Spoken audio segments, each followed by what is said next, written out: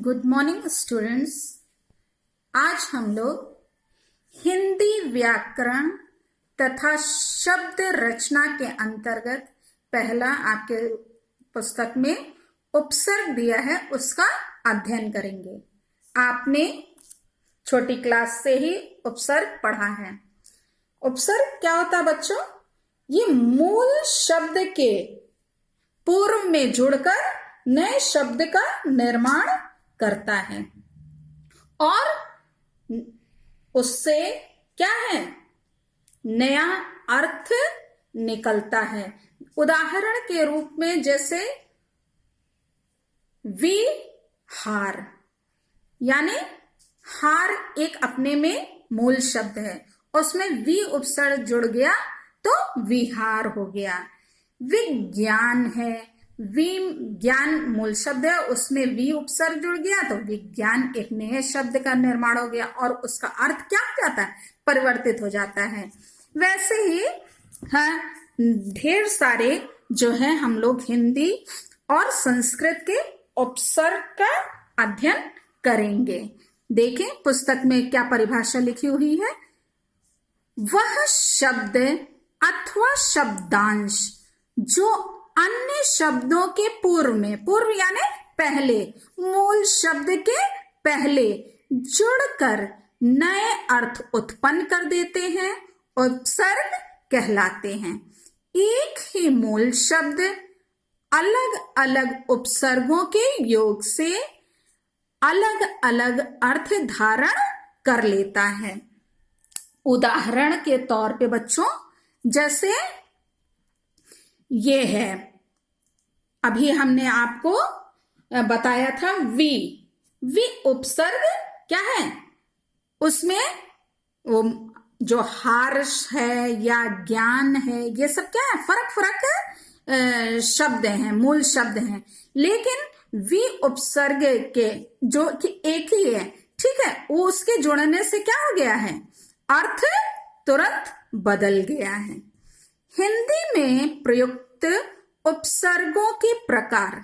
हिंदी भाषा में अधिकांश शब्द समूह संस्कृत का है। आप सब जानते हैं संस्कृत क्या है, उसको भाषा की जननी कहा जाता है, उसी से क्या है, ये भाषाएं निकली हुई हैं। तथा हिंदी भाषा व्याकरण भी संस्कृत व्याकरण से ही प्रभावित है। हाँ, इसका संस्कृत का व्याकरण क्या है, बहुत ज्यादा रिच है, यानी कि उसमें बहुत सारा जो है संस्कृत एक व्याकरण पूर्ण है और उसमें से ही क्या है, हाँ, हिंदी भाषा का व्याकरण भी उससे क्या हो गया, प्रभावित हो गया। अतः हिंदी के अधिकांश उपसर्ग भी संस्कृत भाषा से ही उत्तराधिकार के रूप में आए हैं। उसी में से निकलकर ये सब क्या है, हिंदी भाषा में आए हैं।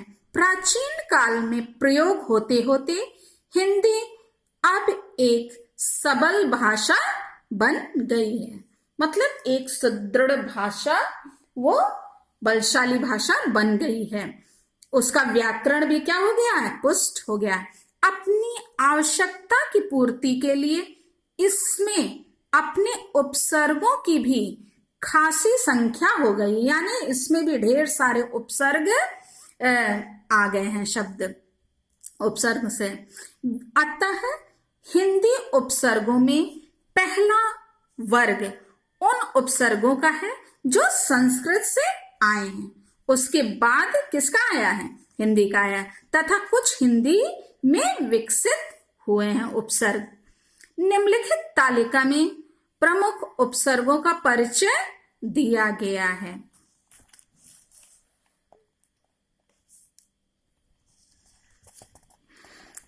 हिंदी एवं संस्कृत उपसर्ग।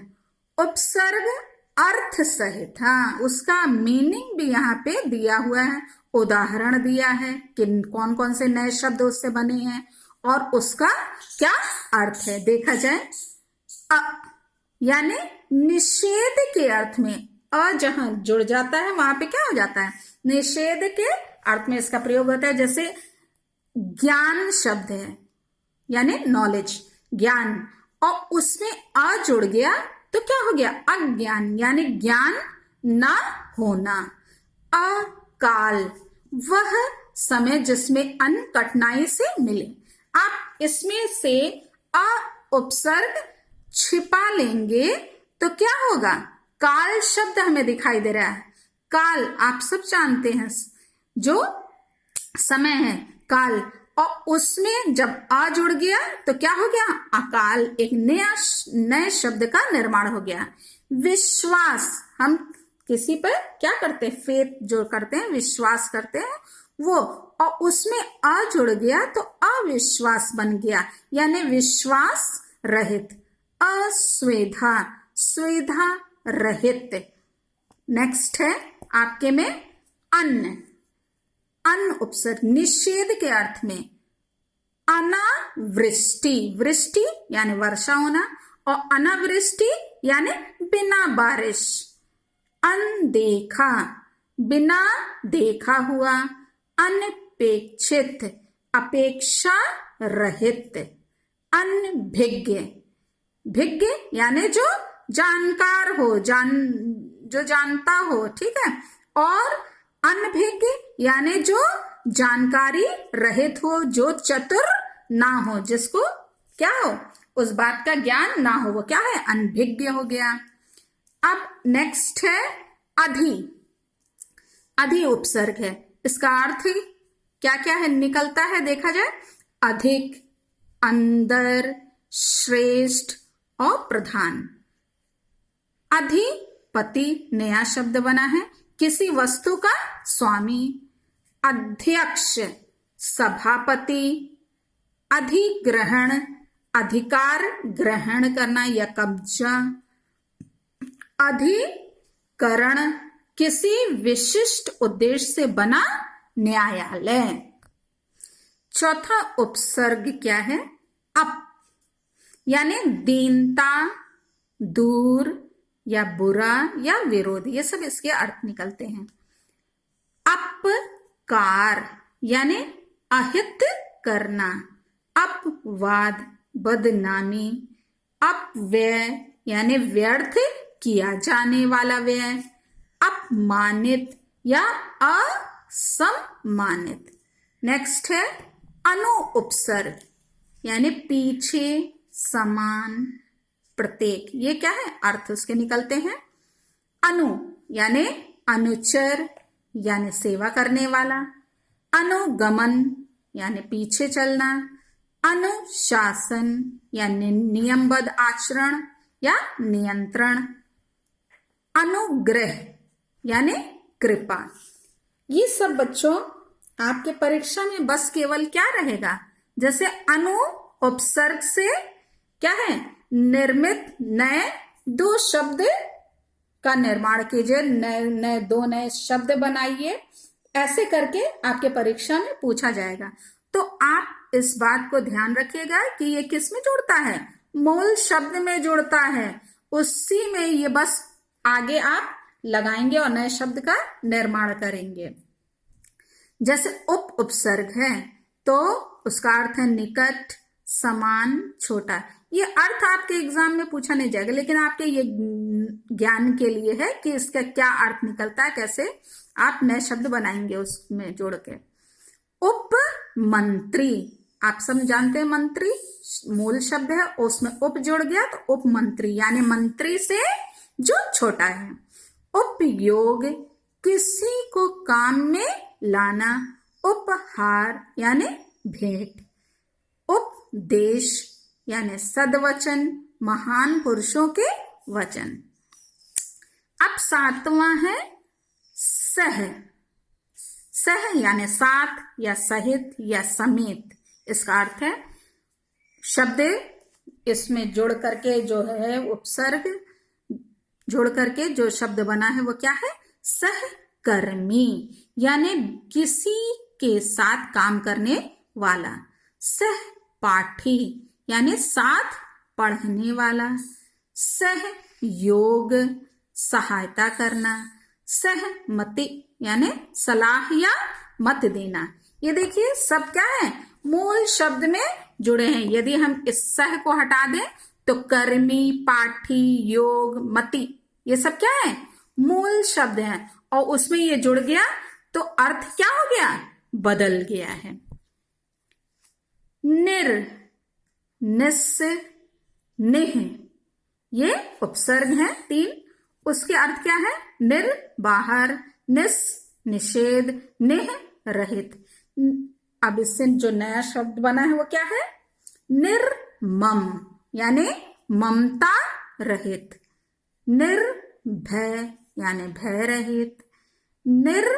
निराकार, निर प्लस आकार, निराकार यानी आकारहीन। निशंक, यानी शंका रहित। और 9वां क्या है उपसर्ग? अभी। अभी का क्या अर्थ होता है?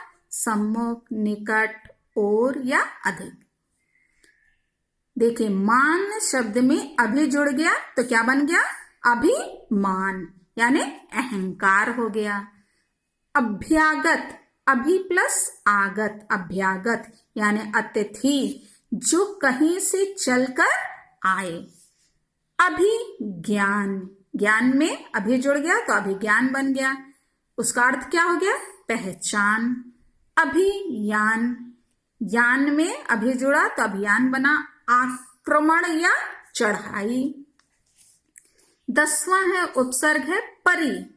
परि यानी पूर्ण, या चारों ओर या आसपास।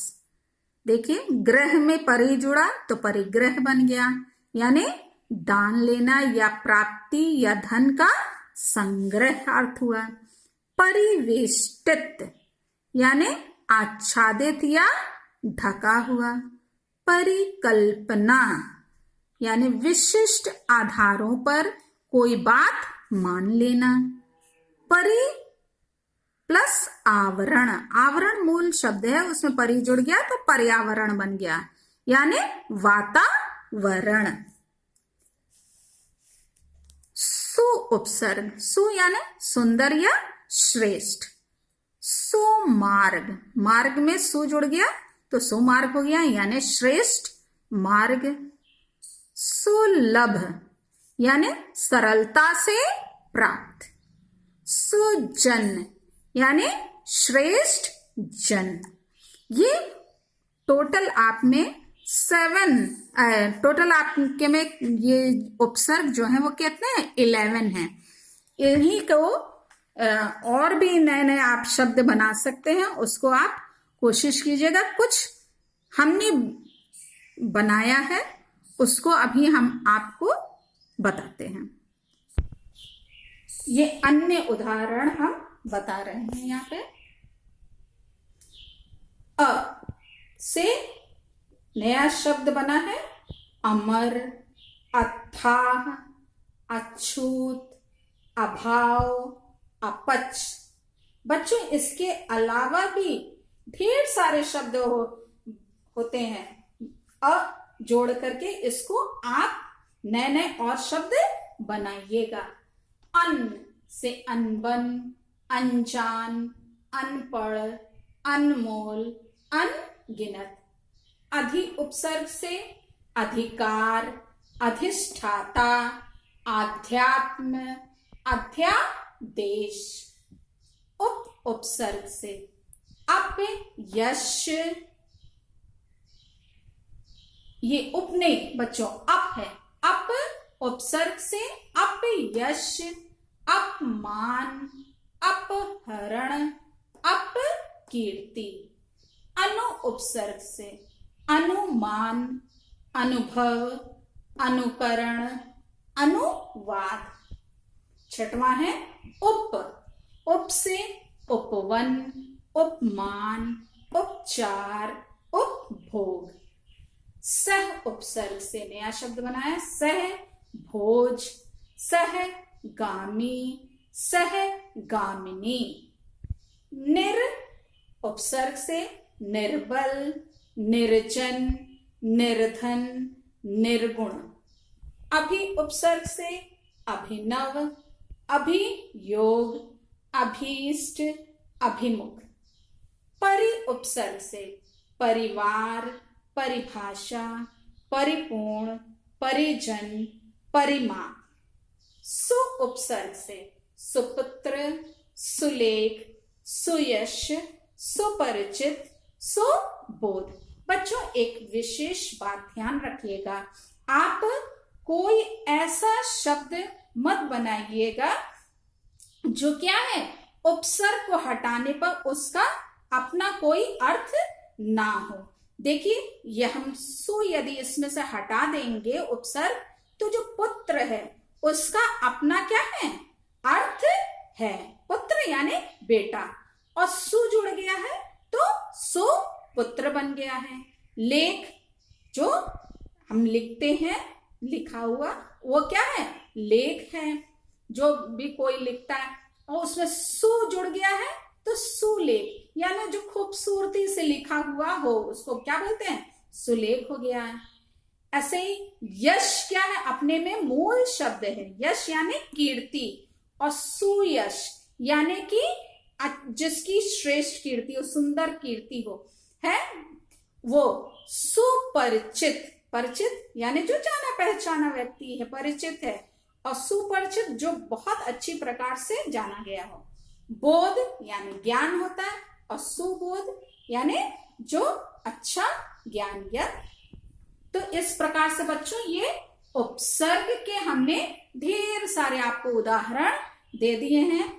ऐसे ही आपको शब्द उपसर्ग केवल दिया रहेगा और आपको नए शब्द का निर्माण करना रहेगा। तो बच्चों इसको आप अपनी कॉपी में जरूर लिख लीजिएगा और नए शब्द अपने भी सोच करके इसमें और ऐड कीजिएगा। जब हम लोग मिलेंगे तब आप हमें दिखाइएगा। Thank you.